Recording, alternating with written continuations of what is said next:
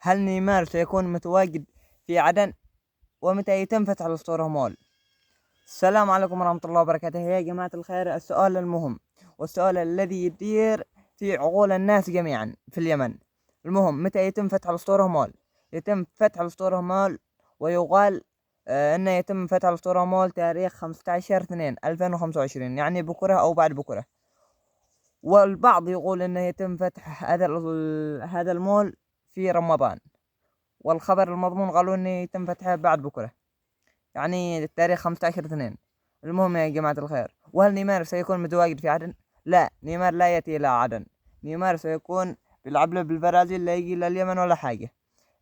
وما اللوحة هاته الكبيرة اللي بعدن؟ إيش هي هاتوك اللوحة الكبيرة اللي معلقة جنب الأسطورة مول في عدن؟ أعطاك دعاية وإعلان لعطور نيمار تعطر من العطر، يصلحون العطور في لوحة، وصورة نيمار في لوحة نفس اللوحة، ويصلحونها جنب جنب الأسطورة مول، لأنه عطور إعلان. وأنا ليش نزلك الفيديو اللي أول أمس قبل جمع أيام نزلك فيديو قالوا أن نيمار سيكون متواجد في عدن؟